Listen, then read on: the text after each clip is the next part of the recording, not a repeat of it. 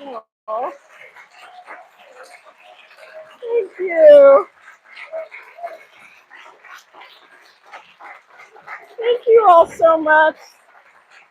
Is this on? Is this on? Can you hear this? No.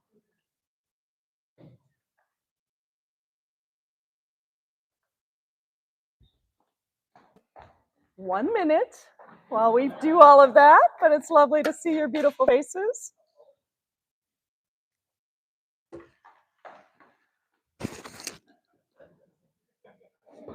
Somebody else's mic. Is this your mic? Okay. Okay, how about this one?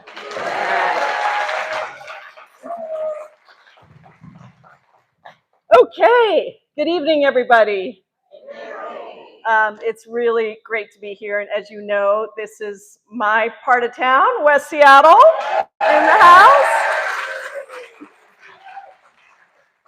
No special favors, we have to go all over the city to do these town halls, but we realized it had been a while since we had done one right here in West Seattle, so really want to thank the Hall at Fauntleroy for hosting us tonight, and yep.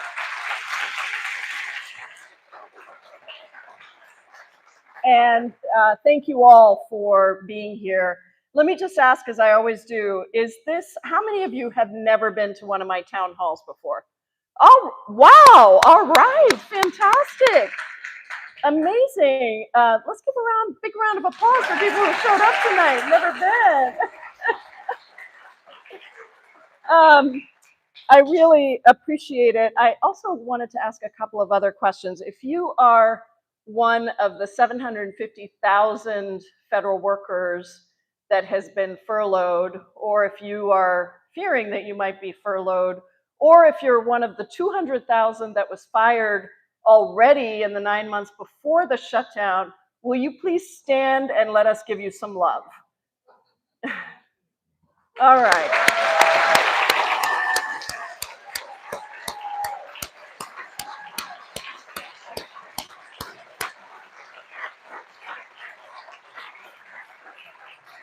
And if you are a government worker, an educator, a caregiver, a researcher, a scientist, a healthcare worker that has been affected by any of this administration's slashing and burning over the last 10 months, will you stand and let us give you some love?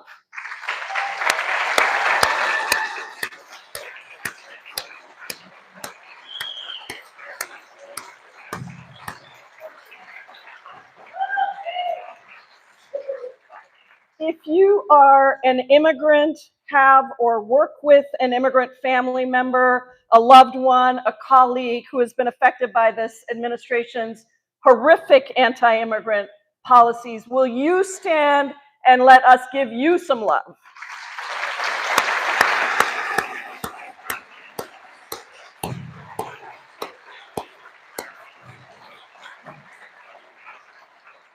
And if you are just a concerned citizen who cannot stand what is going on around us, and you are ready to make a difference and do everything we can to take back our democracy, stand up and let me see you.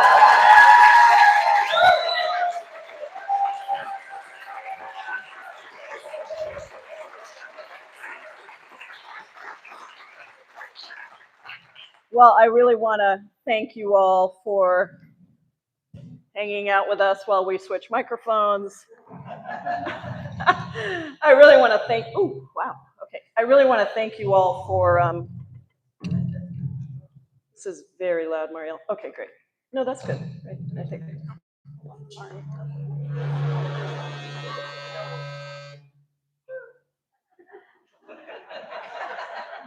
That's to give emphasis to everyone's commitment to our democracy. Okay, I think we're good now. How about this? All right. So I think, the reason I wanted to start that way is because I really want you to feel appreciation for what you're doing. If you are a federal worker, if you're a government worker, if you've been affected by what's been happening, if you are concerned about what's happening, I want you to know that we are in community together and we will get through this. And the reason that it's so important to me and the reporter who was just asking me some questions said, why is it important to you to do this? Well, this is my 125th, I believe, 125th town hall since I took office. And it's always been my way to connect with you, to make sure that I'm hearing from you what you know, what you're concerned about, what things do you want to know about, and do we need to talk about, and then what am I working on, and how can we share that information? So to me, that's one of the primary responsibilities of this job. But also in these moments that are so challenging, it is really important that we are together in staying on the same page about how we get out of this. And so thank you so much for being here tonight. This is day 21 of this Republican shutdown. Day 21. And it's day 32 of when Mike Johnson sent us home instead of holding votes. So he sent us home 11 days before the shutdown even happened. We passed a partisan spending bill in the House, and then he sent us home to try and jam the Senate into accepting that deal.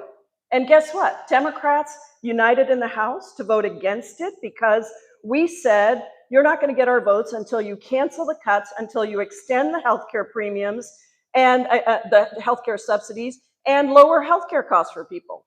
And you can't break a promise once you've made it. So we got to build that in too. And the Senate Democrats have been holding strong as well.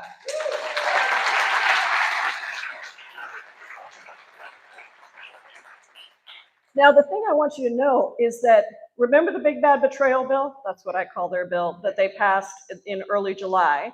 That bill was the bill that stripped $1 trillion from Medicaid and supercharged ICE and stripped food stamps from people. And since that day of passing that bill in a very partisan way, we have only been in session for 20 days. 20 days. So that's almost 3 months. We literally have only had 20 days of legislative work. So while the country is suffering in all of these ways, instead of doing the work of Congress, we have not been in session. And it's great for me, I get to be home with you, but it is not good for the country. If you control the House, the Senate, and the White House, it is your job to govern, which means you have to negotiate to get the votes that you need to keep the government open, which means you need to talk to the minority party, and you need to figure out how to get to closure. But instead of that, that bill kicked 15 million Americans off of healthcare. Nursing homes are already slated to close, 15 nursing homes in Washington state slated to close. And now the ACA tax credits, if they're not extended, then that will mean another 22 million Americans will see their premiums either double or triple. Now, some of you have probably started getting your premium notices.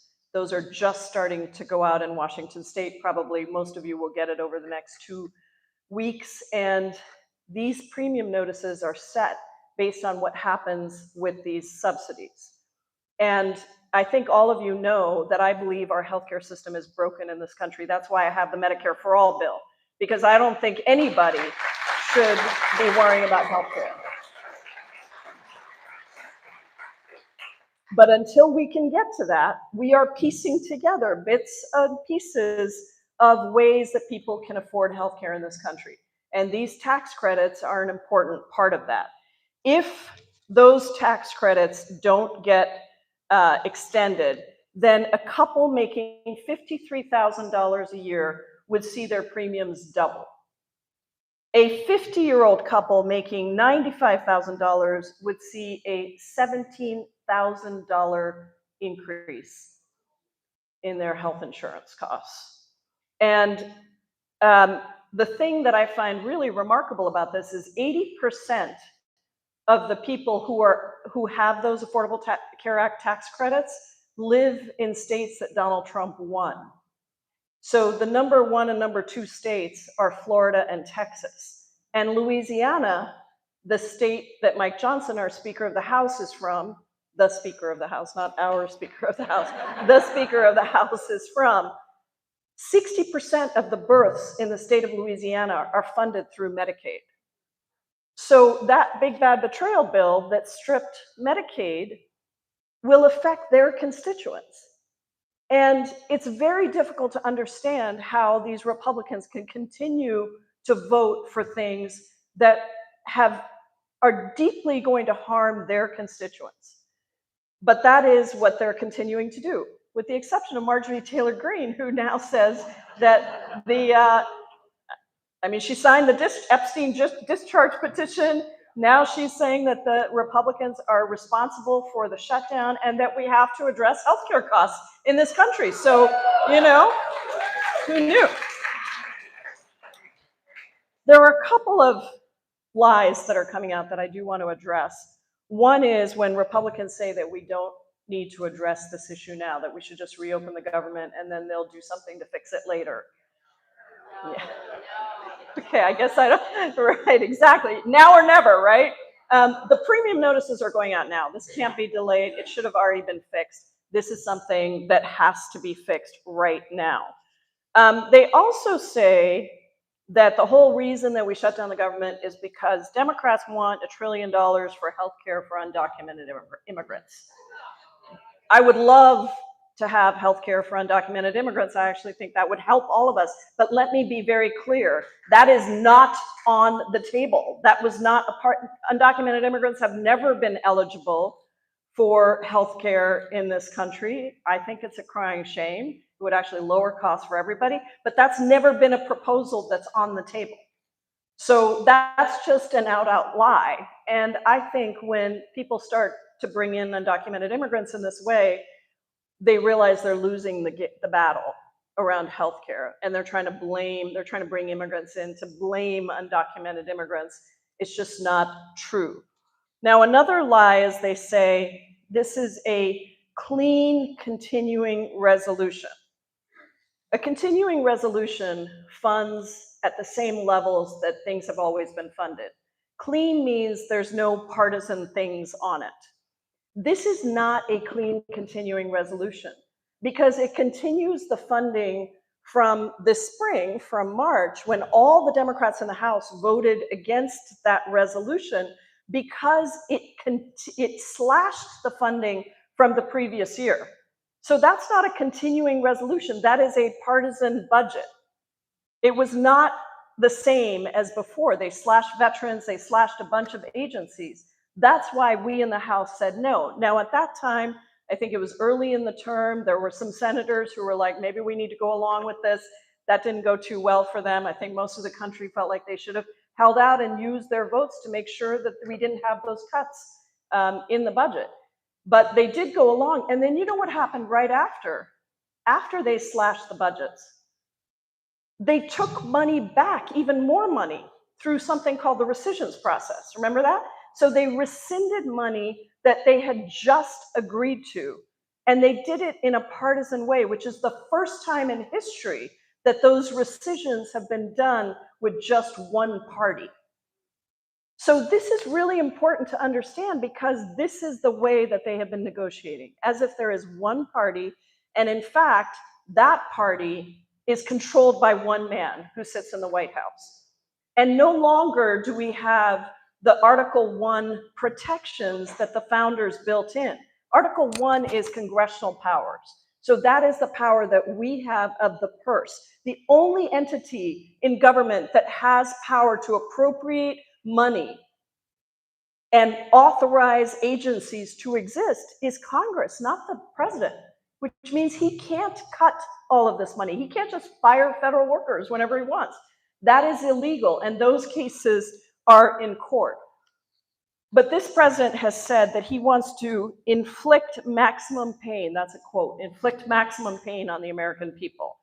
That is not what any responsible president does. So I want to speak for a minute about WIC, because you may have heard that the president said he's going to backfill some of the WIC money with money from his crazy tariff policies. Well, I just want to be clear about something. He proposed cutting WIC by $300 million. Okay? And now he's saying that he wants to backfill the money, but his budget cuts WIC substantially. So the Trump administration's proposed budget would cut the monthly cash value benefit for fruits and vegetables. So for kids, it would drop from 26 bucks to 10 bucks, and for adults, it would drop from about 50 bucks to 13 bucks. These are people who are hungry in the richest country in the world. And this is the proposal. And so there is a huge impact on eligibility with all of these cuts. And I just don't want anyone to be fooled into thinking he's trying to do something good, because what he's trying to do is make sure that ultimately he gets his budget that reduces this funding substantially. Now, all of this is as he's trying to force through the incredibly unpopular Project 2025 that was written in, and that you might remember last year when he was campaigning, the president said, I have nothing to do with that. I don't know anything about Project 2025, because it was so unpopular and controversial for all of the things that it laid down. But in fact, the people that he has installed, including the #1 architect of Project 2025, Russ Vought, who is now the director of the Office of Management and Budget, are all people that wrote that Project 2025 document. And so this is what we're seeing in action. And you may have seen that on the day that the Republican shutdown began, the Department of Energy said that it was going to terminate $8 billion of energy projects, all targeting Democratic states. And one of those projects includes here in the Pacific Northwest a $1 billion grant for our Pacific Northwest Hydrogen Hub. That's a project that would create over 10,000 jobs. And so I know that we're in the process of suing around many of these grants, and those cases are currently in court. But it is important to know that even in that area, many of the grants that were targeted for elimination were not also included some districts, like Representative Baumgartner's district in Spokane would lose a significant amount of money.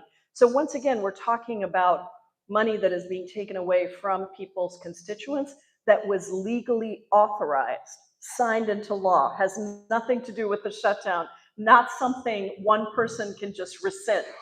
But that's exactly what they're doing. Now, Trump is also saying that he doesn't think that federal workers need to receive back pay. That's illegal. And we are going to fight that all the way. The bottom line here is that we as Democrats are holding the line, and we are going to fight back to make sure that we cancel the cuts, that we extend the healthcare tax credits, and that we lower healthcare costs for people. Because when you have a bully in the schoolyard, the bully doesn't give in when people just cave in. They have to see the utilization of whatever tools we have. And I'll be frank, there's not a ton of leverage that we always have, because we are the minority party. And the way the Constitution was written, it sort of depends on the majority party believing that they want to preserve those Article 1 powers, right? And so if the majority party says, no, it's okay, we just bow down to you, King, then it makes it very difficult for the minority party to really have power. So that's the first check and balance that's built into the Constitution. The second one is the courts. And I have to say the lower courts, the federal courts, have been doing a pretty fantastic job of pushing back and fighting, standing up for the Constitution. And there are some pretty amazing decisions that have come out in these court cases, including from Trump-appointed judges, George W. Bush-appointed judges, Obama-Clinton judges, Biden judges, but a lot of Trump judges who have stood up and said what's happening is clearly unconstitutional, illegal. And the concern, of course, here is that it goes up to the Supreme Court, which has a number of MAGA right corrupted justices who are making rulings that are overturning decades of precedent and, you know, getting bribed by luxury RVs and fancy vacations by the very people that are coming before them to argue. And so that is a challenge, and particularly the fact that the Supreme Court has been using what's called a shadow docket, which is essentially the ability to overturn a lower court's decision without any explanation. And so that's what they've been using in a number of these cases. And you may have seen some articles about how the federal judges, the federal court judges, the lower court judges are getting very upset about this because they they also have a responsibility to uphold the law. They have jurisdiction, and they feel like that jurisdiction is being taken away. So that's a really important check and balance. And we'll get to the third one in just a second. But I want to cover two other important things. One is Epstein. Um, you may know that Adelita Grijalva was elected as the member of Congress to represent Arizona's 7th Congressional District in the state of Arizona. She was elected over 3 weeks ago. She is she's going to be a fantastic member of Congress. She's been a fantastic legislator already in various roles. Mike Johnson has refused to swear her in. So you have to ask, why has Mike Johnson refused to swear her in? It's been over 3 weeks now. Actually, now it's almost 4 weeks. And the reason is, my view, but corroborated by many other people, there's only one reason he's refusing to swear her in. And that is he doesn't want her to be the 218th signature on the discharge petition that would bypass the speaker to bring to the House floor a vote to release all of the Epstein files. That discharge petition, which is a bipartisan discharge petition, would get enough votes if it came to the floor. So Mike Johnson's been doing everything he can to prevent that from coming to the floor. And Adelita has said that she will sign that discharge petition. You need 218 votes. We have 217 votes. Adelita would be the 218th vote on that discharge petition, which means that that vote would come to the floor as soon as we go back into session. And he is trying to delay that in a giant, giant cover-up. And so this is, in my view, one of the worst, and it's difficult to talk about which is the worst, but one of the worst things that he's doing is preventing the people of Arizona from having a duly elected representative in Congress, because he's doing a cover-up for the president. So that's another thing we've been working on. The other thing I want to talk about is just immigration and the militarization of our streets. And what an incredible No Kings protest, huh? So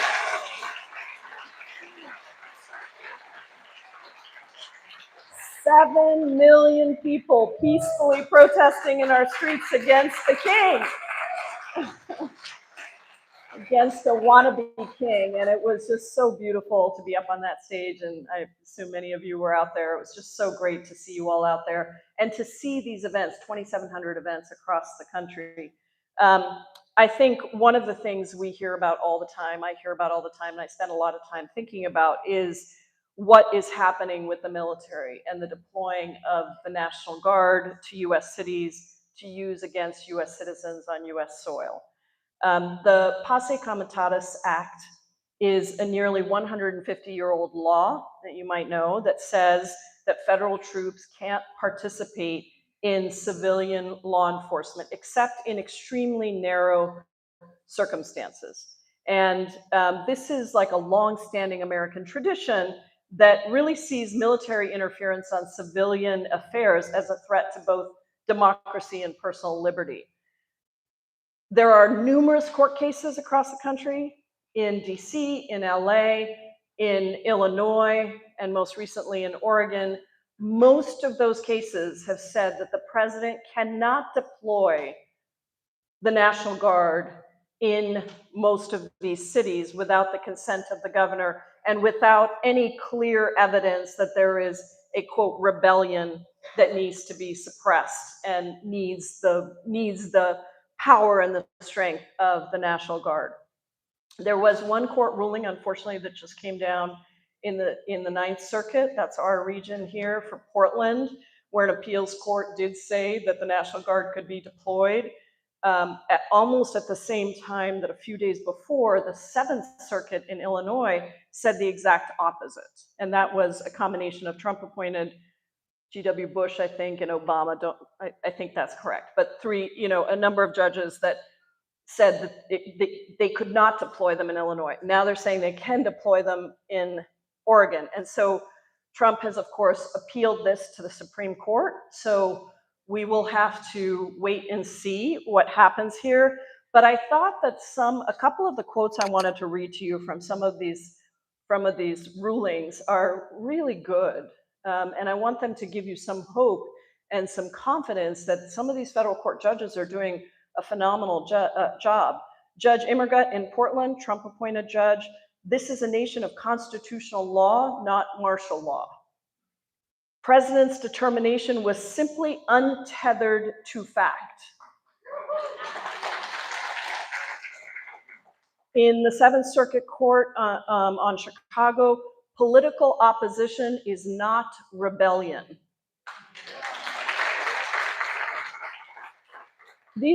I spend time reading these because I'm interested in them and because it's my job, but they are interesting to read, actually, to see what the arguments are. And I think it's just important to know that this may go to the Supreme Court, and it will be a huge problem if the Supreme Court rules against the majority of these court decisions. And in favor of extending presidential authority, because if they can do it around the issue of immigration, they can do it around the issue of peaceful protest, they can do it around any other issue that affects everyone. Now, on immigration, the utilization of ICE as a violent force acting without any legal jurisdiction, in many cases, sending masked men in to conduct kidnappings and disappearings of people, to put helicopters on top of a building, an apartment building in Chicago, and rappel people down to the roof, drag everyone out of the building in the middle of the night, naked, and zip-tied, with the majority of those people in that building being US citizens, is just beyond anything I ever could have imagined. And I am a naturalized citizen, one of only 24 to serve in the United States Congress. If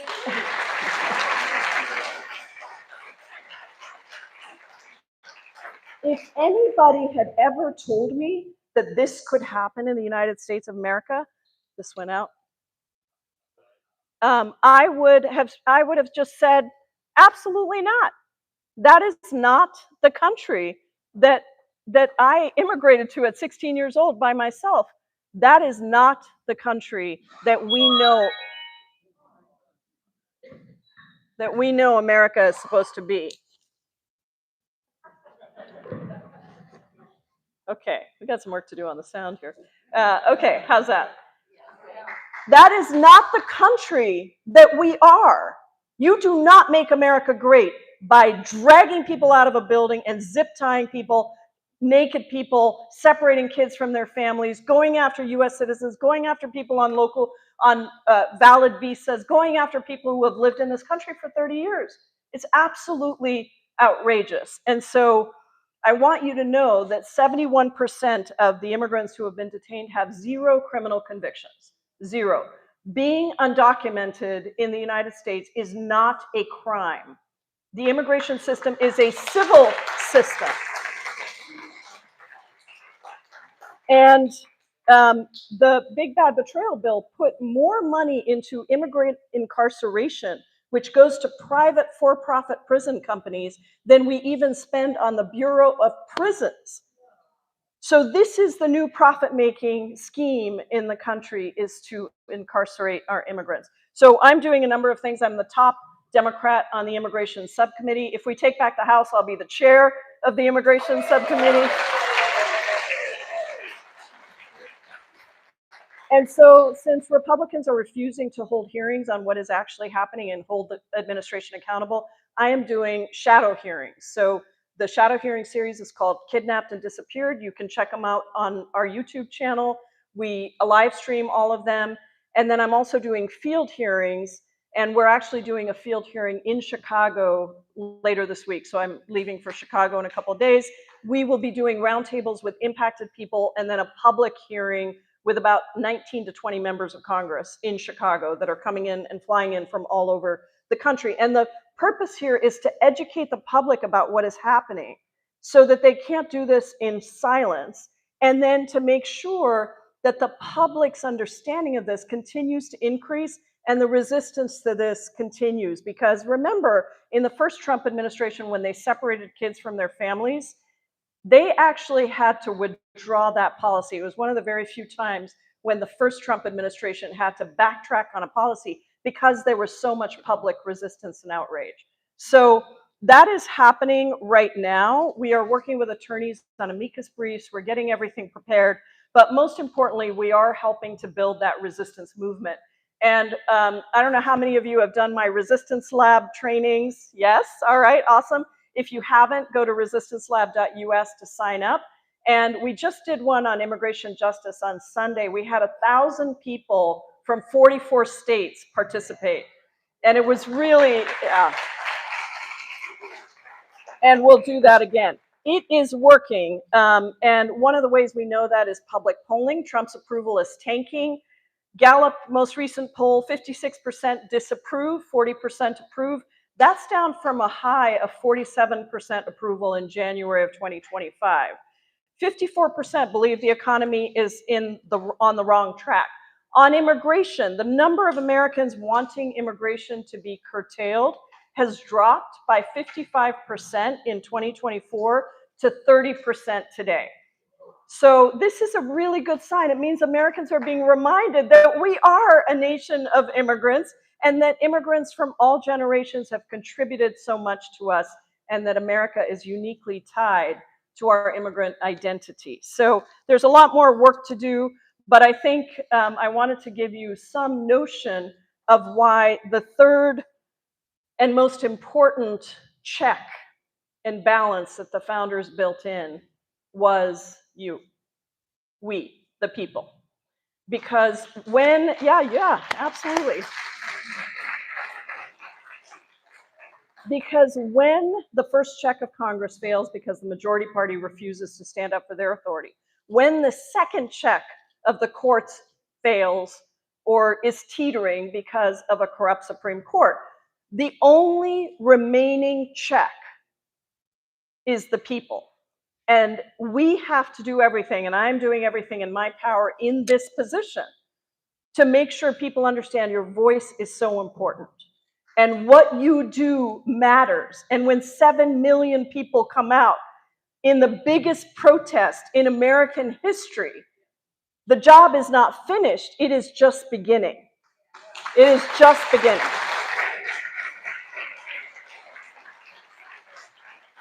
So I really want to thank you all, and I want to get to the place where we are using these town halls to talk about all the ways that we're going to build our country up, that we're going to fight forward, not just fight back, that we're going to fight forward for living wages, for affordable childcare, for affordable housing, for universal health care, for the ability to retire with dignity, for all the things that you need to have a beautiful life in America. So we are going to get there. I promise you that, and we only get there with you. So thank you all so much. And we are now going to go to your comments or questions, and we will try to get in as many as possible. And people line up right here, just one line in the middle. One line in the middle. Because of the mic issue. Oh, So, got it. yeah. Okay. So you have to turn off the mic every time someone's talking. How do I do that? So just hold it handheld, just press the button like that, Okay. and then press the button like that. Okay. All right. So here's how we're going to do it. If you've come to a town hall before, you know that after doing 125 of these, we know how to do these questions and answers. And that means that we hold the mic, not you. And you get 1 minute with a timer to give your comment or your question. And then I will try to get through as many as possible. So you ready? All right, let's go.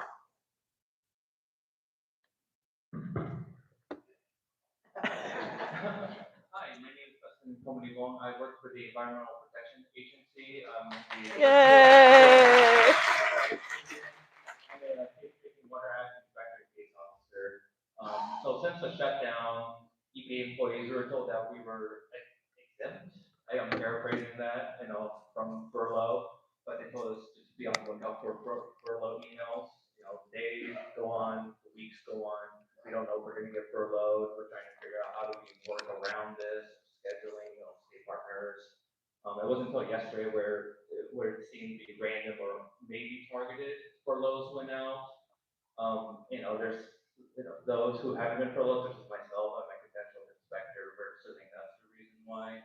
Yeah. But it's just there's been so much anxiety every day, Yeah. just not knowing when we're gonna get furloughed, are we still getting paid, where the funds coming from, Yeah. when are we gonna get furloughed? There's no Yeah. communication to us. Yeah. So we're just trying to hang on, with the waves of uncertainty. I just want to see how many Yeah. words for like EPA or even federal, agencies and employees who are furloughed or still working with the uncertainty. Yeah. Well, thank you so much, first of all, for the work you're doing. You heard the applause break out immediately. We so appreciate our EPA folks and all of our agencies, but certainly the work that you all are doing. So, and I'm happy to come in and meet with any group of employees who wants to meet. We've been doing those with federal workers from lots of different agencies. But what I will tell you is there's no certainty to how or why they're furloughing who they're furloughing. So we have no insight into that, and it is extremely unfair and unjust to keep people in this kind of anxiety. The second thing is you will get paid if you are furloughed. It is the law. You will get paid. Whatever they say to you, you will get paid. And that will go through court cases potentially, but I just want you to know everyone will get paid. It doesn't pay the bills in the moment if you don't have your paycheck. I get that. But I just want you to know it is the law that you have to get paid when you're furloughed. And there was a really good court case that said you cannot be fired because of the shutdown. Somebody can't make that decision to fire you as a threat on the shutdown.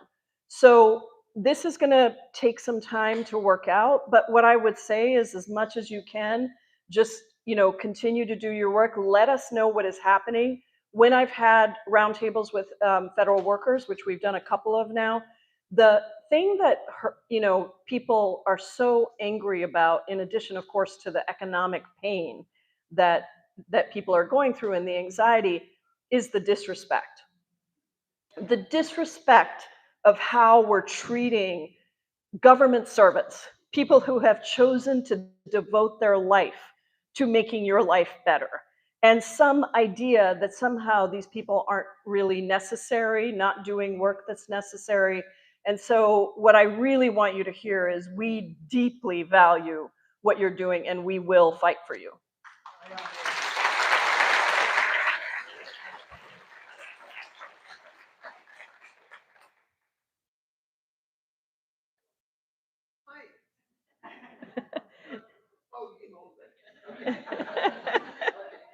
It's our way of controlling how long people talk. Yeah, every day, if it's not one, it's more than one. Just outrageous proposal President Trump has, and I don't know the best way to get at it. I don't know. The things he proposes are so outrageous that you don't know what to do. But is it better to focus in on just one or two issues, or write you a letter? What's the best way for the public? Yeah. We have marches, which is great, but there, I think he needs to hear opposition every single day, and he probably does. But what's good for citizens like Yeah. me? What's the best way? Yeah. Yeah, great question. So it's really important to pick a couple of things that you feel like you can really make a difference on and try to mobilize other people as well. There are lots of different ways and toolkits, and different organizations that work on different topics have ways for you to get engaged. You can write letters to the editor. You can organize your neighbors around an action. You can be a part of a community support group for federal workers who are not getting paychecks and need help to get through. So there are any number of ways, but I do recommend you take the Resistance Lab training if you haven't, because we actually go through how democracies crumble and what the effective tactics of backfire are. So that's on the campaign side, so I can't talk about it too much here, but if you go to resistancelab.us, you can sign up for that, and we give you very concrete ideas on things and ways that you can do. But the most important thing is don't wait for the one thing. There is no one thing. Momentum happens when lots of things are happening, lots of events, lots of pushback is happening, and you build the momentum for a public resistance that is in every place with every person. Thank you.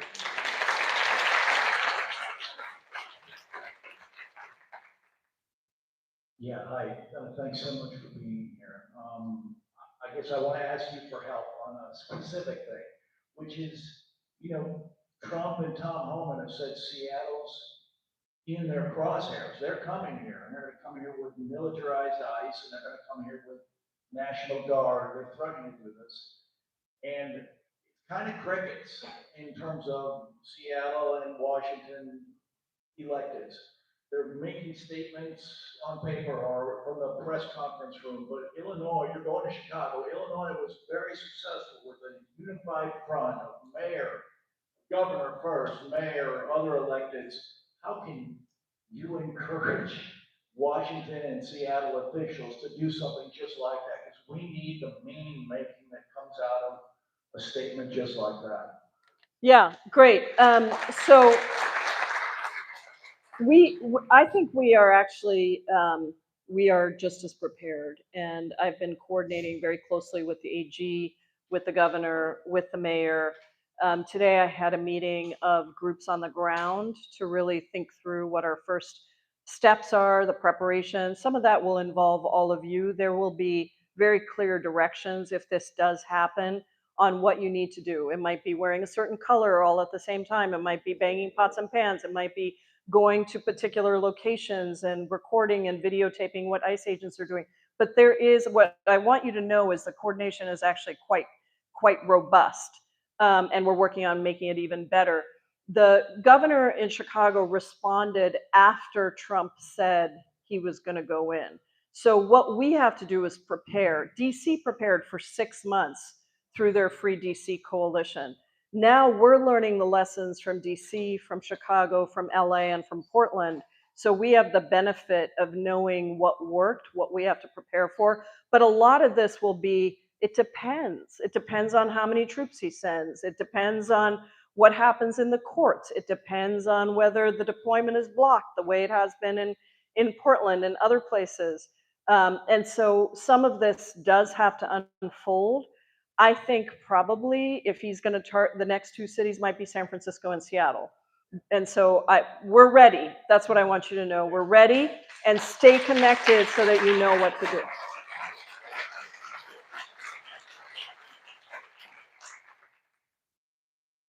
Good evening, Good evening. Congressman Jayapal and everyone who's on your staff. Thank you for being here. So first notice, I am a DACA recipient. Oh. Anyone in this room who's not familiar with DACA, it's for individuals who are brought here at an early age. This was an executive order by the Obama administration in 2012. I came here when I was 2. I had no consent to being here. I was not even able to walk or talk. So I didn't consent to being brought here, but here I am nonetheless. And I am one of those undocumented immigrants that you guys are fighting for. That aside, I do contribute to my community. I am an oncology nurse at the University of Washington.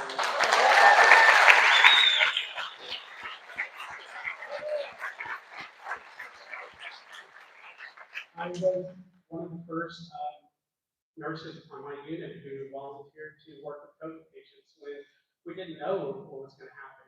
We didn't know the impacts to our health. I just went in. I held the hand of Americans who were dying because they were not allowed to come in with family.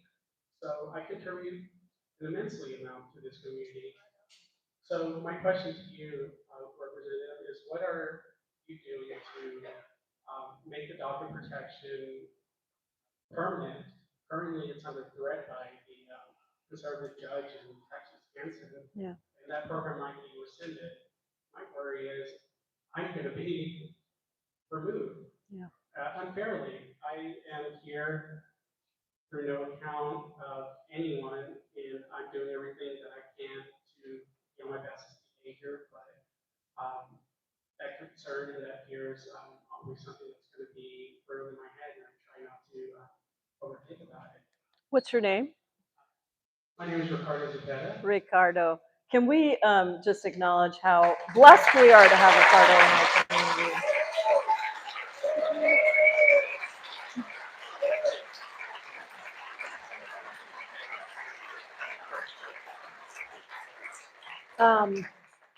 You gave me chills when you were talking because I'm so deeply grateful to you. And it was the Dreamers themselves who led the campaign to get DACA, Deferred Action for Childhood Arrivals, is the program, to get President Obama to pass that. And it gave protection, legal protection for undocumented young people who were brought here without even knowing that they were brought here. Many of them didn't know that they were undocumented until they got a form from the school to go on a field trip, and they realized that they couldn't provide whatever paperwork they needed to provide.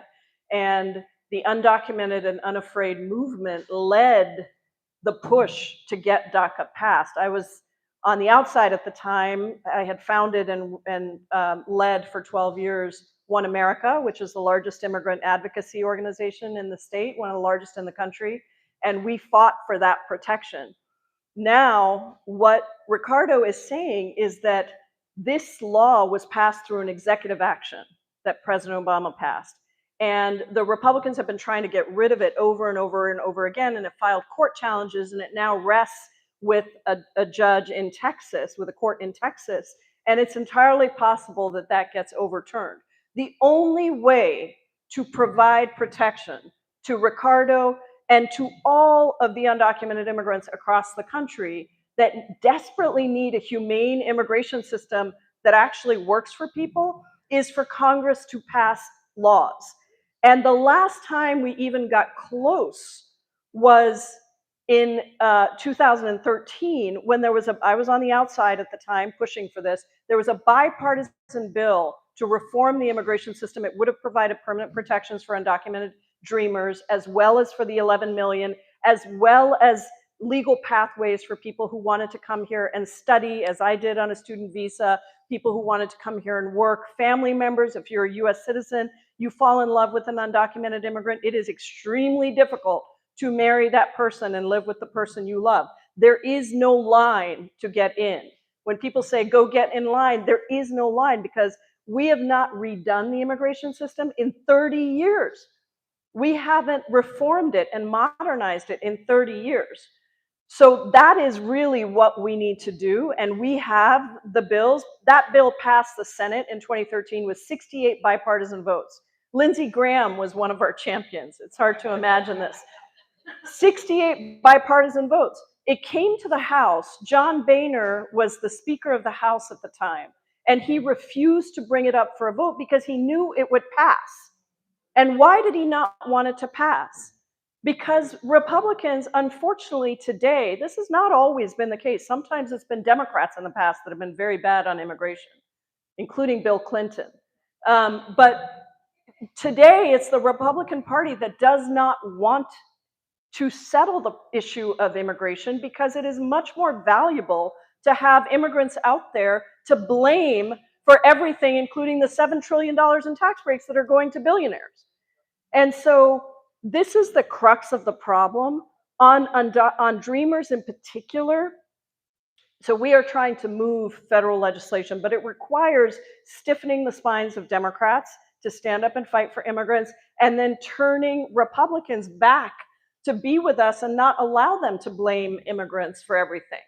And that is a public conversation that we have to have. It's why we did the Immigration Justice Resistance Lab, because so many people don't understand the immigration system. And for the first time in a long time, we have an interest in understanding what is going on in immigration. And so we're hoping to build that movement, just as the Dreamers did in 2008 to 2012 in fighting for DACA. We have to do that again. At the same time, I think that if the court overturns it, there is still huge public support, bipartisan support for Dreamers in particular, precisely because of people like you, precisely because they see people who have worked on the front lines during COVID. who are in our universities as educators, who are doing the work that so many people need them to do, and who are brave and unafraid and contributing members. So my belief is, even if the court overturns it, we may have an opportunity to then legislate it and put it into law, and once and for all provide certainty for people like you, Ricardo. Thank you.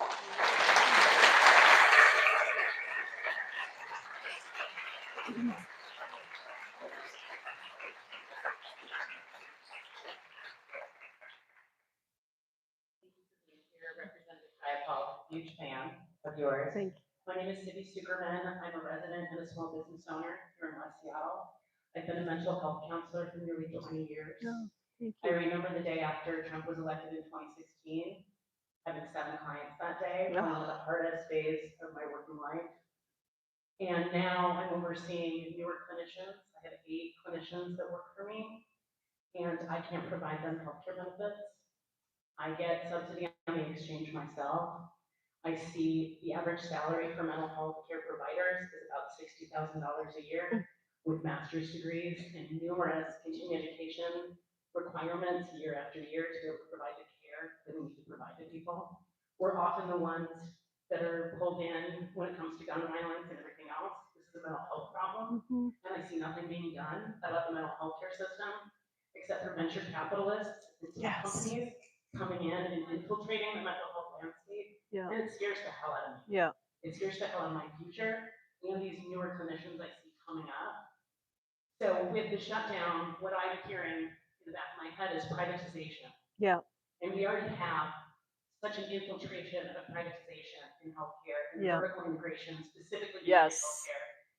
And I'm curious what the Democrats plan to do with that is. And then on the second note, are we gonna hold these folks accountable when we take back the House and Senate? I'm really tired of us being Thank you. Thank you so much for the work that you do. Mental health is, I just watch this crisis unfolding and getting worse and worse. And I am so grateful to the professionals we have that are trying to do so much with so little. So, in terms of how we're dealing with this, my Medicare for All bill includes mental health because it's comprehensive care, right? You can't just separate out mental health and say that's not included. And so we do need to cover that as a central part of whatever insurance plan we provide. And on the vertical integration, this is a really important piece. So I started something called the Monopoly Busters Caucus because, and it's with, we have 4 co-chairs, Pat Ryan, who's from New York, a very tough seat that Trump won in New York. He's a great guy. He's one of my co-chairs. Angie Craig, who is ranking member on the Agriculture Subcommittee from Minnesota, also in a tough seat, frontline seat. And then Chris DeLuzio from Pennsylvania, also a tough seat, and me. And I put this together because we have to take on the corporatization of all of our systems. It's happening for sure in healthcare. And what they've done is these big insurance companies, private for-profit insurance companies, have figured out how to game the Affordable Care Act so that now they're not only providing the insurance and getting paid through that, they're also then privatizing and vertically integrating down into the clinics. So now they're also getting paid when you go to the doctor. So they're double dipping, and they're putting in their own doctors who have to approve what your doctor says. So if your doctor says you're eligible for this, you then have to go get authorization from their doctor, and their doctor can say, no, sorry, Pramila, I don't think you really need X, Y, and Z that your doctor said you need. You're not eligible.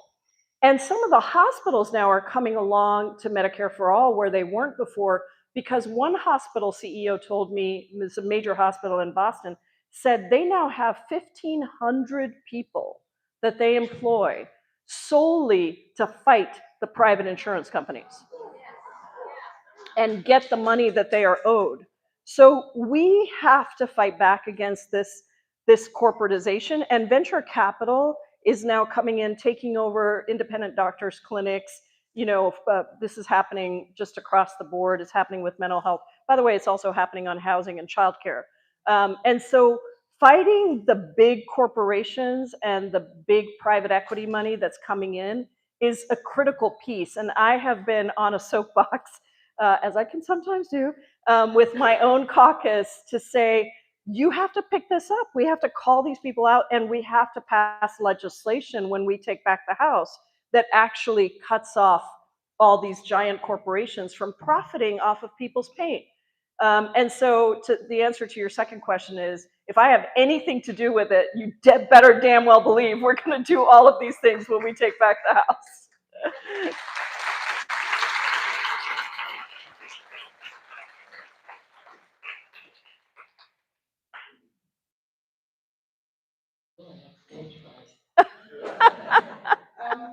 kind of have two parts.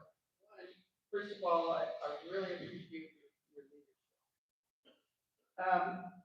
Why hasn't there been, or will there ever be, a nationwide protest against the corporations who folded and paid Trump the millions of dollars that they were strong-armed and blackmailed for? Those corporations should be ashamed of themselves for stooping to him and be held accountable to the American people. Yep. Is that? The other one thing I want to say is, we're looking for something to do here in West Seattle. Every Tuesday at 10:30, I think it's C&P Coffee Shop. Oh, yeah. Has,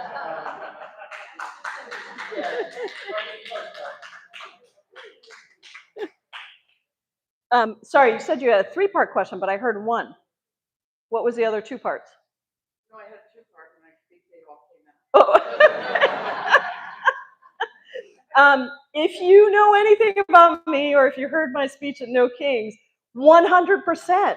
People are caving. These big corporations are caving. They have to be held accountable. I think one of the most inspiring things I saw was the Tesla takedowns, because it was a nationwide protest that everyone could be involved in, something that was really central, that targeted the corporate interests of Elon Musk, right? It targeted the money. It was a follow the money campaign. And by doing that and targeting the profitability of Tesla, you got Elon Musk out of the Department of Greed and Evil. That's what I call Doge. And so that was extremely effective. And I do think that we have to do two things as far as corporations, universities, law firms that are all kind of caving, being bullied / caving. I think number one, we should call out courage whenever it is there. So Perkins Coie and other law firms that did not cave, we should really call them out and congratulate them, right?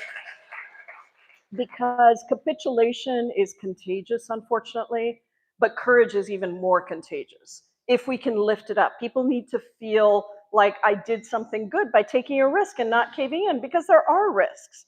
So that's number one. And then the second is, we do need to target these big corporations. And if you work for one of them, I just saw that Apple, I made me want to throw away my iPhone and my Apple computer, because I just saw that Apple is funding the construction, the destruction of the White House, and the construction of the Gilded Ballroom. And so is Amazon. And so, these are corporations, and we have to remind them that at some point there will be some other president besides Donald Trump.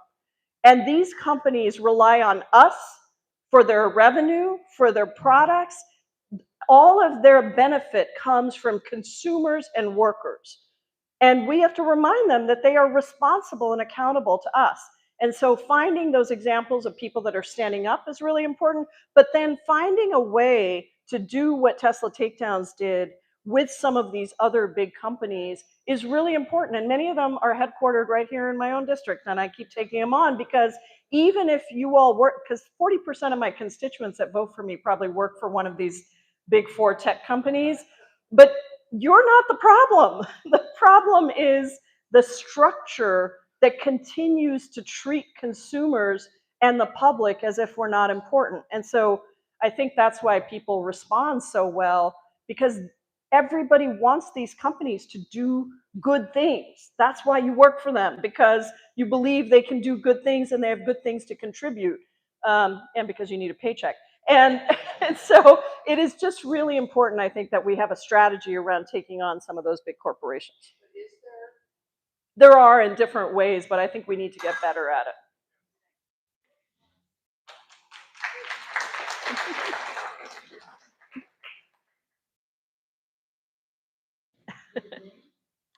Good evening. Our most respectful and powerful leader, Congresswoman, and audience. I'm low-income family, an immigrant, educator, and public school setter. My announced comments is my compliment comments for to you. Your legislative work for matching my daily life, food, week, affordable housing, education. Thanks a lot. There's no boundary to say that. Thank you so much. Powerful message for us today. And today's our Diwali, the hope for lives. I hope you bring it happy Diwali's lives for all of them. And second question is, I mean, as educator, Esther program, as I know, everybody knows, even Education Foundation is the earliest start and Head Start program. It's the journey for the pathway or journey. But while at present administration try to hammer in the nail for this program and talking about middle class, not talking about working class family. And if they check out the program from, you know how many million, I forget the number, but families no go to back to work. Where is the economy coming? Money makes money, but this is our power is for no education, make hopeless and keep at home, the economy is down, and we have back to country as me as like. Thank you so much for the. Thank you. Thank you so much. Thank you for being an educator in the Head Start program. It's so incredibly important and serves so many people across our state, across our country. And happy Diwali. Diwali is our festival of lights. It's our festival of the new year. And it's a very important time for us all to gather. So this is a perfect gathering of community for that. I don't know how to answer why this administration and why the Republicans have targeted programs like Head Start, like WIC, basic safety net services. You know, to me, it's unconscionable that we are the richest country in the world and we have people who are hungry and that we fight about whether or not we should give them food. It's unconscionable to me that we don't see public education, whether it's our Head Start programs, our K-12 programs, our higher education programs, the way that every other wealthy country in the world sees it, which is an investment, right? If you invest in our young people and in education, then you actually reap the benefits later because people are better prepared to take care of themselves and can have thriving lives, and that contributes for all of us. It's inconceivable to me that we would somehow make it seem like people who need a hand up at different times in their lives are somehow less than. Because today we call it the working class, but when you look at what middle class families, working class families are earning and what stresses they're under, I mean, just in Seattle alone, you need to earn at least $95,000 to afford housing in Seattle. And because rent for a one-bedroom apartment is about $2,100. Childcare for one child is $2,900 a month. So people are making choices to leave Seattle, to not live here. They're making choices between rent and childcare, between drugs and mental health, you know, between the prescription drugs they need and mental health, whatever it is. And it's just unconscionable. I don't know how to answer that. But what I do know is I actually think that the majority of Americans are with us. When you ask people, how do you feel about universal health care? The vast majority of people say they want universal health care. They want a public education system that people can afford. They want to be able to feed the hungry. And so what we have to do is get the people who are elected to Congress to actually reflect the views of their constituents and to fight for them, to stand up and fight for them.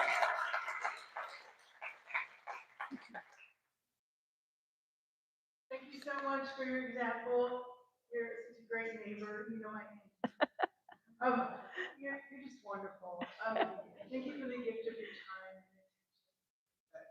But most of all, the question I need to ask, how can I and we help you to keep our national historical promises of respecting, preserving, and keeping the treaties in place for our First Nation neighbors? Yes. Thank you. Yes, thank you so much. This is super important, and I will say not a lot of administrations have done a good job in the past of actually respecting our treaty obligations. And so I think, I've met with a number of our indigenous community leaders and the tribes from around the country. This is a place where there are Republican states where we have a lot of tribal members and powerful tribes. And this is a place where I think it's very, very important to go to meet with those Republican members of Congress, particularly people like Tom Cole in the House, Lisa Murkowski in the Senate. These are folks who have big tribal communities and actually do have to respond to them to ensure that we don't erode and that we actually uphold our treaty obligations. Also, our tribes are really affected by, the fact that we don't fund Medicaid sufficiently. We're not doing so many of the things that are our obligation to the people whose land we stole, and took over, and then made promises to and broke them. So this is a particular strategy because we actually do have the potential to bring a number of Republicans on board. But that's, I think, the most important thing is to map out where do we have the strength with Republican members and tribal communities and go to them and demand that we stand up for tribal obligations. Thank you.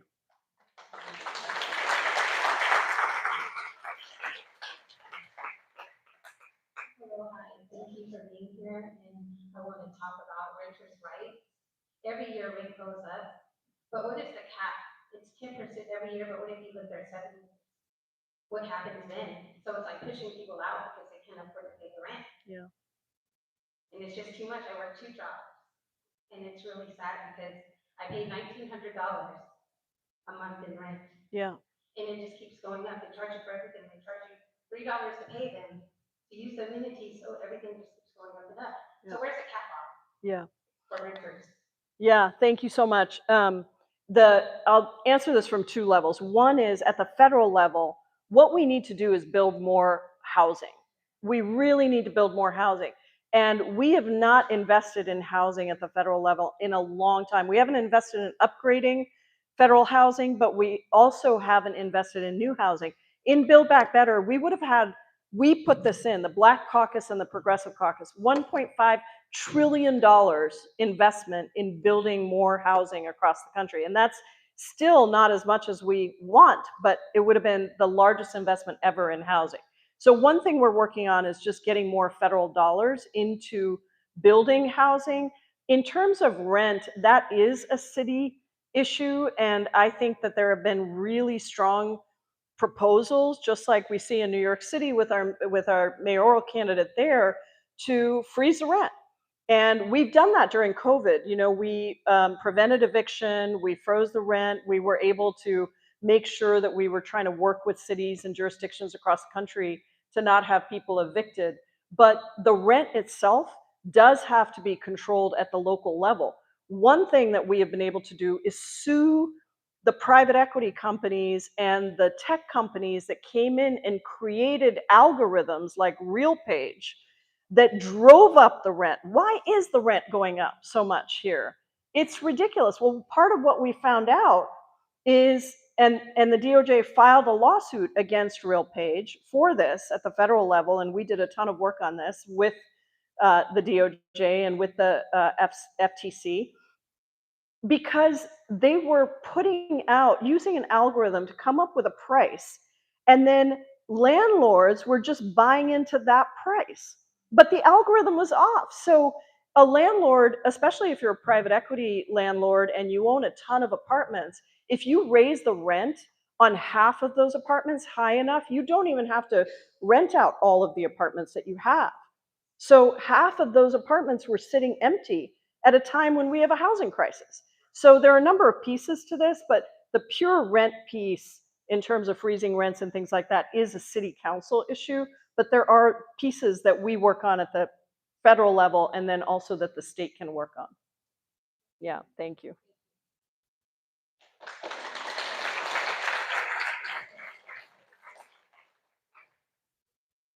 Hi there, like others, I want to acknowledge you and your staff for coming out, especially when so many representatives aren't engaging in dialogue. But I guess, I don't know if I have so much of a question, it's just to voice my disappointment and frustration with how really ineffective the Democratic Party at large has been. We are where we are because the Republicans are horrendous, but also because the Democrats have not been effective. And I just don't see, I don't think many people see much changing in that way.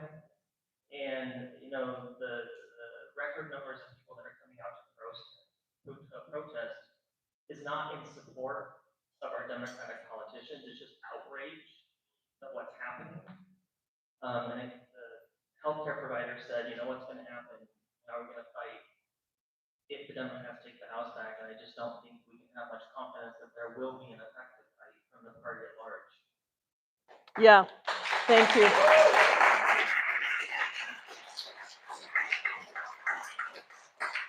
Yeah, look, I hear you. I have been in favor of having a multi-party system in this country for a long time.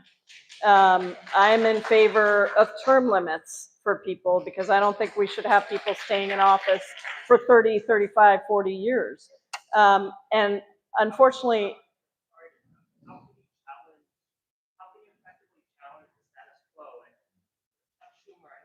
well, I think we're doing that. I mean, look, I get that people are frustrated, but I think our choice before us is we have to continue to push because if you don't, we already have 80 million people in this country who don't vote. And the reason they don't vote is because they don't have confidence in either party. And I don't frankly blame a lot of them. I think if you are condescending as a politician and you make people feel like they're just idealistic and they don't know anything and we don't have to listen to them and we're just going to go after, as Chuck Schumer himself said, we're going to go after the white suburban middle class Republican voter instead of the Democrat, the working class Democrat or the base, then we are going to have this problem. So I've decided to get into the system and try to change it from within and at the same time to organize on the outside. What you see happening with Zoran Mamdani is pretty amazing. We can make a difference with different communities across the country. And if we just throw up our hands, I fear that we just continue the process. And so everyone who cares about the country has to figure out how to best fight. I can't change everything all at once, but I do think that what we built inside with the Progressive Caucus, the most progressive caucus ever in the history of the country, the new people that we're bringing in, the diversity that we now have inside the caucus, the young members that we now have inside the caucus, increases our ability to fight back effectively on the inside and to organize on the inside. But we also have to organize on the outside. That's why I don't just do these town halls. I do resistance labs. We've got 20,000 people we're organizing across the country. I can't answer for Chuck Schumer other than to keep holding him to account, other than to make sure that Democrats don't fold. And we're not always successful, but I'd rather be in the fight at this moment than outside of it. And that's all I can commit to you, but I hear you.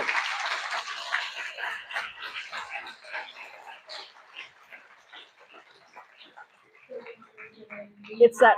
6 questions in 14 minutes, so we might need to do the thing where we take everyone's questions in a row. Okay. You got it. This is when my staff tells me you got to be quicker with your answers and we got to get to more people. So what we're going to do is, are we taking everybody all at once? Yeah. Okay. All right. Okay, so we're going to take all the questions for everyone who's in line all at once, and then I'll answer all of them all at once, and hopefully I'll be able to take good notes so I know exactly what you asked.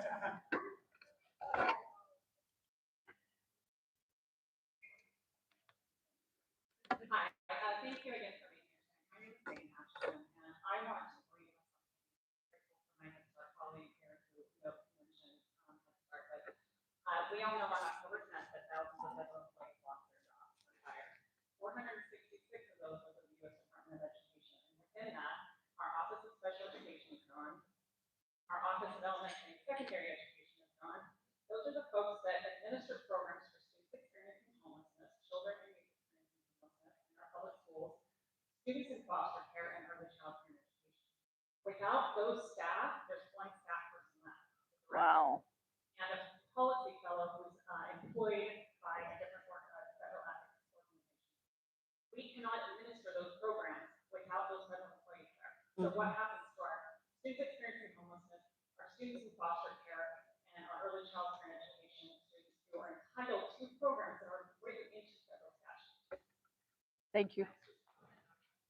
No, thank you.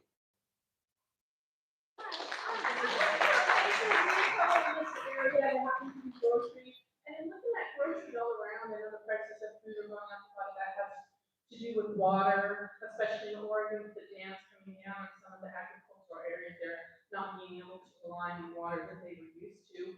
But I was curious if you ever went in to like one of the other things with subsidies. I made a mistake of going to the Seattle Law Library and looking at subsidies. Here's subsidized. I didn't really know that, but it's emergency water, and I guess we need it now. But what I was looking at is medications, and I signed HIPAA law, so I can't really tell you a lot of stuff. But I know when my father had heart disease, he ended up with some medications like 3 cents for a pill, and he ended up paying $100 out of pocket sometimes. And I don't know what, I know there are agencies in place, but I would just really like to see some kind of way to look at a review on the price of medications.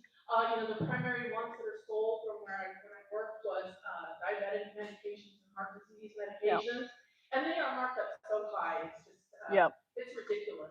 And I don't know, as far as like Wegovy being $500, if that's really a great victory when that was supposed to be done for diabetics. Great, thank you.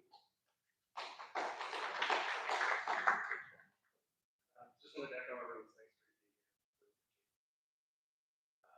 Progressive values and being a part of the community. So really grateful for that. I wanted to ask you a question related to Palestine. You released a statement in August acknowledging that the attack on Gaza was a genocide, and I really appreciated that. You actually got ahead of the UN Commission on Inquiry, recognizing the same thing, which was released in September. And so some of the recommendations from that, pull this up so I can do mine too. Some of the recommendations from the commission were that member states cease transfer of arms to Israeli forces, ensure that individuals and corporations in their jurisdictions are not involved in aiding or assisting genocide. Specifically, I'd like you to speak to Amazon Web Services and Starlink, which both have many offices here in Washington State, and to take action against individuals and corporations who are aiding in genocide directly or indirectly through investigations and legal proceedings. So if you could just speak to some of the things that you've been doing to meet those 3 obligations, I greatly appreciate it. Yep, you bet. Thank you.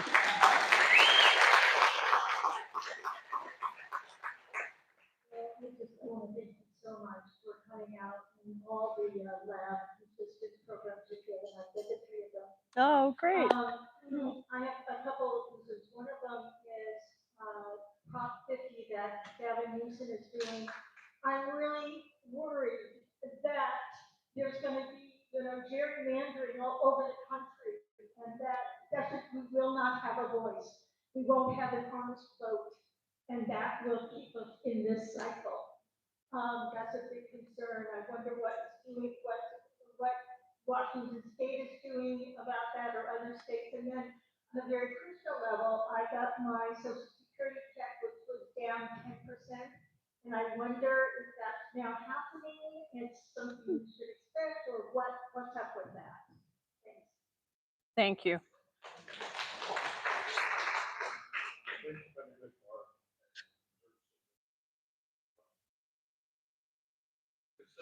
essentially enough yours. I've got two thoughts. One regarding healthcare and corporations. I don't think that the Medicare Advantage program should be able to use the word Medicare in Yep. their budget, not Medicare. Private Yep. insurance companies that are there for a profit motive. However, anyone who wants to sign up for Medicare or re-sign. So somewhere along the line, you got to get that word away from. Yep. Totally. The second thing has to do with Social Security, and I know there's a lot of more immediate needs, but I'm really concerned about Social Security because everyone been down the road for years. And what I hear, what I read is that we're going to get to a point in which our benefits are going to be cut probably by 30% down to 70%.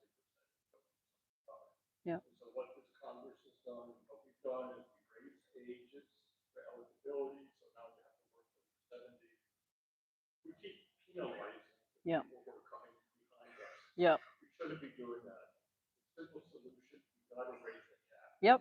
There's no way around it, we've gotta raise the cap. And what happens is, people making decisions, people aren't dependent on Social Security. Yep. And they're saying we have to cap at 170,000, 220, whatever it is right now. We gotta either get rid of the cap or we gotta make Yep. increase that cap. So that's tax dollars to help all of us. Yep. Thank you.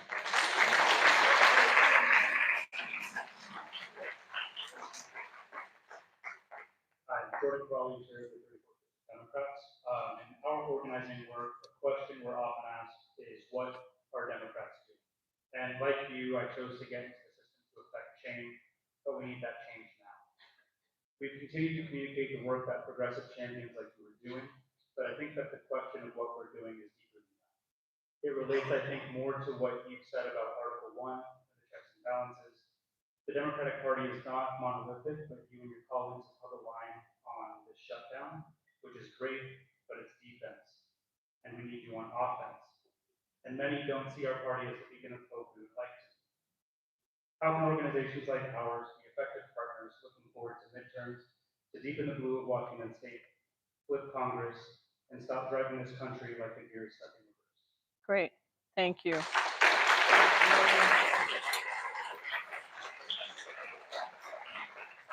Okay, awesome questions. All right, let me try and go through them. I hope I got everything. I took some notes. All right, Megan, Department of Education. I know that was just a comment, but I just want to tell you that I am deeply aware of how there is no staff left to actually handle the work of the Department of Education.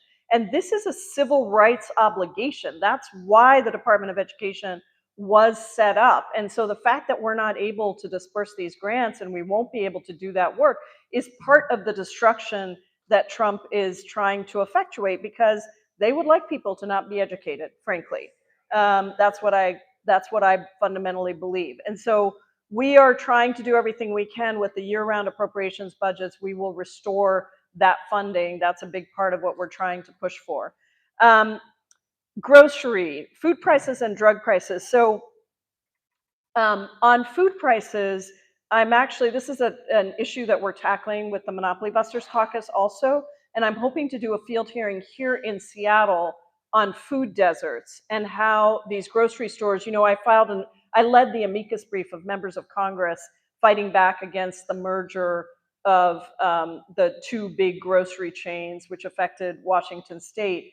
And that was a big win under Lena Khan and the Department of Justice to block that merger. But we still have a lot of work to do to make sure that these stores that are being closed, when they say it's about public safety, it's not. If you look at their records, it isn't about that. It is about the fact that they are not making enough money for their corporate CEOs and billionaire shareholders by opening these grocery stores. And that's why we really do need to look at how do we have grocery stores around the city and not these big food deserts where people can't afford things. On drug prices, look, we are the only wealthy country in the world that does not negotiate drug prices. We finally, because of the Progressive Caucus, we got a certain number of drugs, 25 drugs negotiated in the Inflation Reduction Act. But the craziness of this is we were trying to get that done immediately. That doesn't really go into effect until next year under the Republican president who opposed that.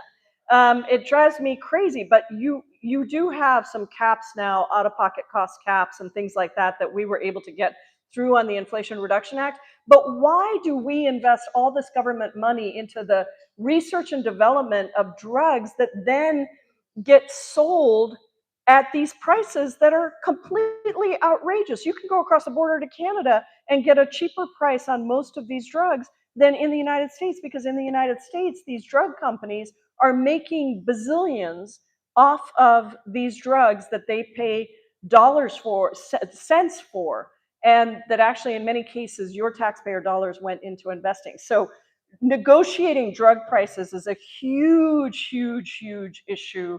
We got a little bit done in the Inflation Reduction Act. We should have gotten a lot more done, frankly. We pushed for a lot more. And that is something that with Medicare for All, we would take care of that, because again, it would be a negotiated price for everything. On Palestine, thank you. I've been working very, very hard on this. And I co-lead the Block the Bombs Act, which prohibits funding for continued arms sales to the Israeli government that is then used on the Palestinian people. We have gotten more people to sign on to that bill than ever before, but it is still a fraction of Congress.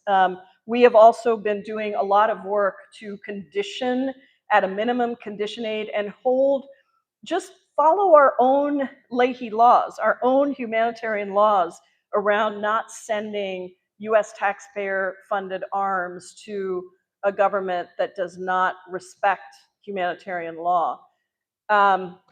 It's horrific what's been happening. I have some small amount of hope that perhaps we can continue with a ceasefire, but I don't know, because Benjamin Netanyahu has no interest in a deal. And I'm so glad that the hostages have been released, that Palestinian prisoners were released, that we have a temporary ceasefire, but aid is still not going in at the level that it should be going in. And so the genocide is continuing, because unless we can get at least 600 trucks into Gaza every day, we are not meeting the need. And all of the medical infrastructure in Gaza has been destroyed. So it's extremely difficult to get all of that rebuilt. And our attention has to turn now to the reconstruction, the rebuilding, and the long-term peace, security, and self-determination of the Palestinian people and of the Israeli people. So we are working on all of that. In terms of holding corporations accountable, that is really a public project that, of course, we try to do as well. But I think there's been some movement with Microsoft and a few things that have happened, which maybe are a model. Prop 50 in California, yes, I'm very concerned about gerrymandering across the country. I think that what Gavin Newsom and California did was really important. They said, if you move forward with what you're doing in Texas, then we will have to move forward in California. We can't bring a butter knife to a knife fight. No, to a gunfight. What is that phrase? Anyway, I think it's like you can't bring a butter knife to a gunfight.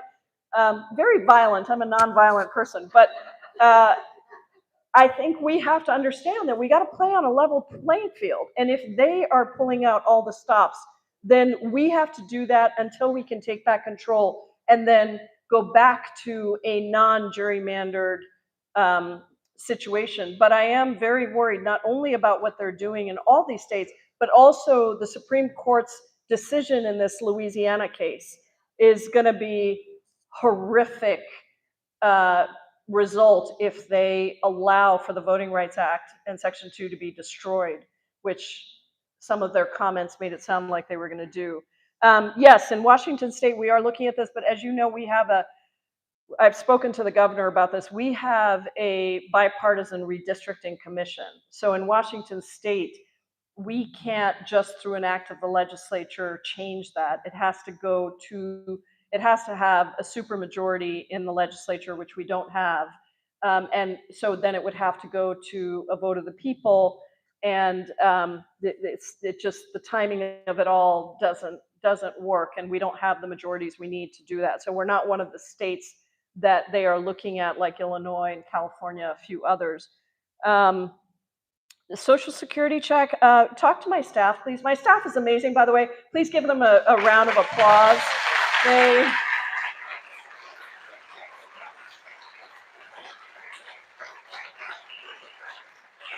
They will go to bat for you on your individual case. They will get you an answer. We do get great results on many of the cases, not all of them, on any federal agency. So I don't know why your check would have gone down. It should go up because of inflation.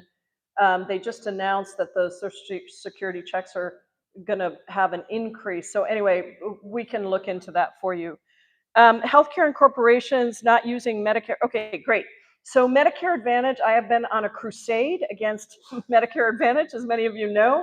I have led the fight against these giant corporations. There used to be a letter, a pro-Medicare Advantage letter that had like dozens and dozens and dozens of Democrats on it.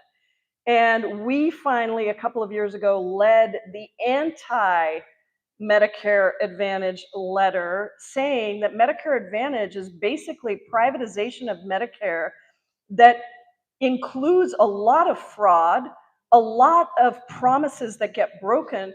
And look, we need to improve Medicare. That's why my Medicare for All bill is not Medicare as it is now. It's an improved Medicare that increases reimbursement rates, that provides dental, vision, and hearing, that provides mental health, that provides all of these things. It's comprehensive. The reason that these private corporations get away with this is because, number one, people think it's Medicare. So we have a bill to get rid of the word Medicare and not allow Medicare Advantage companies to use Medicare in the name because people think it's traditional Medicare. It's not. It is not. And so the only good news I have for you, I think you said your name was Mark, is that I actually think that the destruction of the healthcare system is leading to a new opening for Medicare for All and for an expanded universal healthcare program, whatever we want to call it. Mine is the only bill in the country that does that, but we got to do it quickly because these Medicare Advantage companies are privatizing Medicare right now. And so we are telling our seniors, don't get on these Medicare Advantage plans because we have had to do so much work for our constituents to get them off of Medicare Advantage. They've gotten on it, they've gotten off of traditional Medicare. They end up not being eligible for many of the things they thought they were going to be eligible for. And then they can't get off of it because they make it very, very difficult to get off of a Medicare Advantage plan. So we have been successful at getting a bunch of constituents off of Medicare Advantage and back onto traditional Medicare. But please be careful when you sign up for these Medicare Advantage plans because it is just privatized health insurance that is not going to give you the benefit that you need. So we are doing a number of things in Congress to try and push back on that, but that is a larger question. On Social Security, yes, scrap the cap. I've been for that for the entire time that I've been in Congress. We have a bill, Social Security 2100, that almost got a vote. We were 217 votes. We needed 218. Almost got a vote in Congress. It doesn't completely scrap the cap, but it significantly raises it. And it also makes a whole bunch of adjustments, including COLA adjustments, cost of living adjustments, many other things that we need to do. It is total BS that we need to raise the retirement age or decrease the benefits. It's not true. We have enough money in the Social Security system. And remember, Social Security is not an entitlement program. It is an earned benefit program. You put money in there. You put money into Social Security, and it takes care of the people who are older than you, and then people who are coming up behind you do the same thing. This is a collective program. It's one of our best, most popular programs that we have, and it is absolutely not true that we need to reform it by cutting benefits or increasing the retirement age. We can do it by raising the cap or scrapping the cap. That gives us plenty of money. Jordan, thank you for your leadership of the 34th. I know we meet right here. Appreciate it. I couldn't agree more with you. We need to be not just fighting back, we need to be fighting forward. We are not just an opposition party. We are also a proposition party. We have to be a proposition party. And we have gotten slack and lazy and uninspiring. And we don't go after the people that we really need to go after. We treat our base like it's not important, and we run and throw money at a very small number of people in mostly suburban areas, and we think we're going to win over Republicans. That's not the country we're in right now. We should just focus on getting independence and our base. Most of the 90 million people who didn't vote in the last election are people who would naturally be Democrats, but they don't feel like we speak to them. And so some of the work we have to do is, you asked what legislative districts can do, vet the people that are running carefully. And just because you have a D behind your name doesn't mean you're going to be fighting for the things that need to be fought for. And you do need to have a spine, and you do need to stand up, and it has consequences. I've faced them myself, but I believe in representing the people. So I'm going to stand up and fight for the things that I believe in.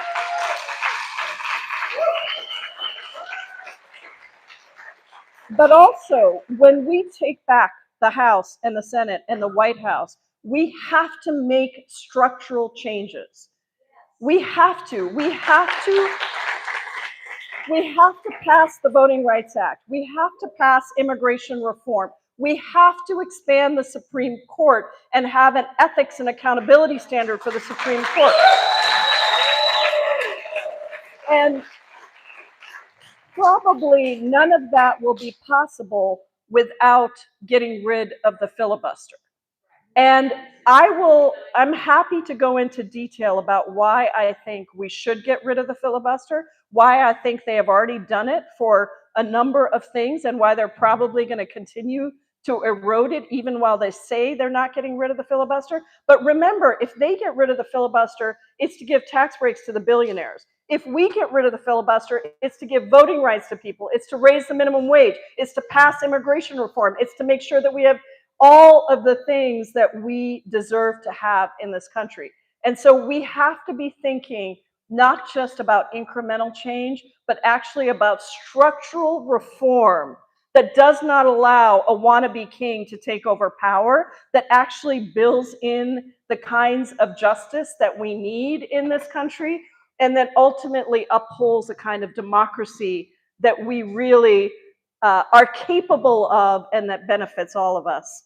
So thank you all so much for coming out tonight. I think that's a great way to end. Really appreciate you all.